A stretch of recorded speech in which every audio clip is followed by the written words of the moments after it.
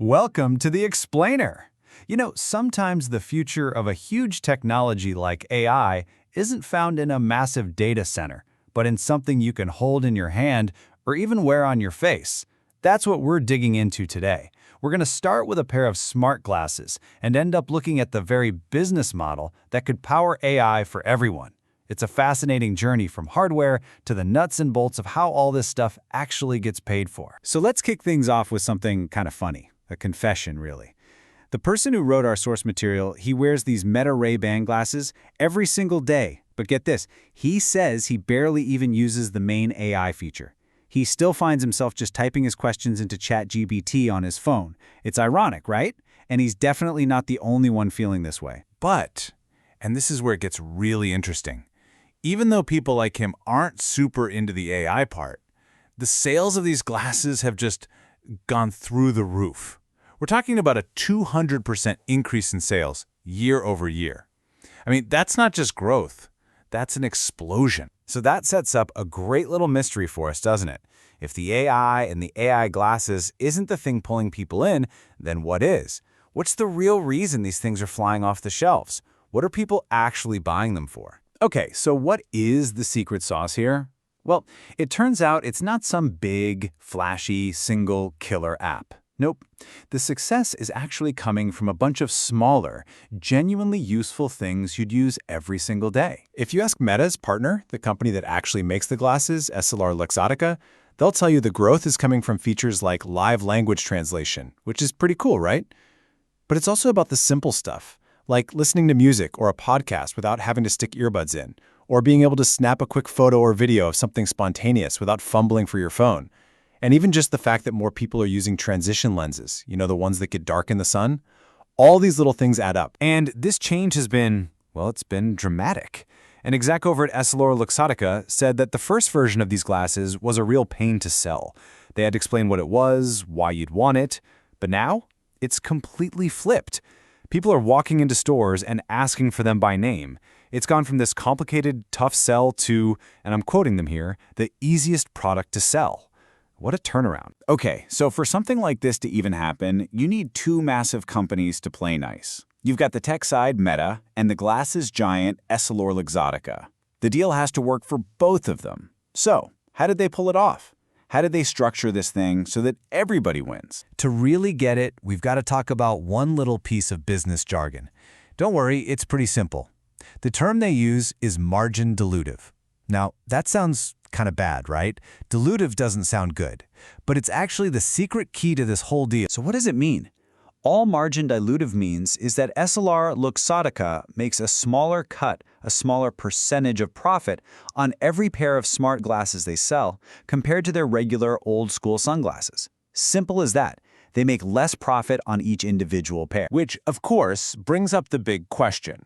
Why on earth would a hugely successful company agree to a deal that actually lowers its profit margin on an item? It just doesn't seem to make sense at first glance. And the answer, which I love because it's so direct, comes straight from one of their own executives. He basically says, look, I don't really care about the margin percentage. What I care about is the total amount of money we're making. It's the classic slice of the pie argument. Would you rather have a big slice of a small pie or a slightly smaller slice of a giant, rapidly growing pie? They're selling so many of these things that the sheer volume makes it a massive win for them, even with a smaller margin per se. So this hardware partnership is clearly a hit, but it also sets the stage for a much, much bigger question, this time about the software. Let's say these glasses, or things like them, become the main way we interact with powerful AI. How are we going to pay for that AI? And this is where things get really complicated. Here's the fundamental problem for any company trying to sell AI. The value you get from it, it's not the same for everyone, not even close. Depending on who you are and what you're doing, the value can be wildly different. And the source gives us a perfect, almost extreme example to think about. On one hand, you've got maybe an entrepreneur, let's say, using an AI to help plan a company that could one day be worth trillions. The value there is astronomical. On the other hand, you have a parent using the exact same AI to make up a cute bedtime story for their kid. That has immense emotional value. It's priceless to them, but the economic value is basically zero. Same tool, totally different worlds of value. And this is exactly where the typical $20 a month subscription model just falls apart.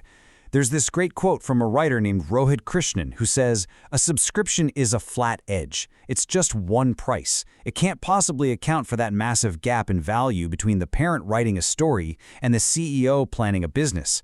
You end up either way overcharging the parent or ridiculously undercharging the CEO." So, if a simple subscription doesn't really work for AI, then what's the answer? What's the alternative? How do you make these incredible, powerful tools available to everyone, and not just to the people or companies who can afford to pay a really high price for them? Well, the argument in our source material follows a pretty clear, logical line of thinking. Step 1, we've established that the value of AI is all over the place. Step 2, a flat subscription fee is a bad tool for capturing that value. Step 3, that creates a problem. It makes it hard to give the best AI to everybody. Which leads to step 4, a conclusion that might be a little controversial but is totally logical. Ads. Ads might be the only model we have that can actually solve this puzzle. And here's why. Think about it. An ad model lets a company give the AI away for free, or at least super cheap, to most people. The money comes from the high-value commercial users. They're the ones who pay to advertise to reach people who might buy their products. In a way, the entrepreneur's use case ends up subsidizing the parent who just wants to write a bedtime story. Everyone gets access to the same powerful tool. Okay, I know. As soon as you hear the word ads, a lot of us have a knee-jerk reaction, right? They don't have the best reputation. But our source material makes a really interesting point here and asks us to just pause for a second and challenge that common wisdom. So let's use this brilliant phrase from the article to ask the question. Are ads really the sloptimized hyper-evil we all make them out to be? Or is the picture a little more complicated than that? The truth is, if we're being honest, almost every product you use is designed to keep you engaged. It's not just ad-supported stuff. Think about it. Slack is constantly tweaking its notification sounds to be just annoying enough to make you look. Video games run endless tests to figure out the perfect difficulty curve to keep you from quitting. Social media is, well, you know how social media is. Ads or no ads, every single company wants you to use their product more. And that's the real punchline here. Blaming ads for making products addictive or for trying to grab our attention is kind of missing the point. That drive for engagement, it's universal. It's baked into pretty much all modern software design. It's not a problem that ads created. It's just a fundamental feature of the digital world we live in. So that leaves us with one last big, provocative question to chew on. As this incredibly powerful AI technology gets woven into the fabric of our lives, we're staring at a major trade-off. If the goal is to make these tools available to every single person on Earth, not just the wealthy, what are we willing to trade for it? What are we, as a society, willing to accept in return for that access?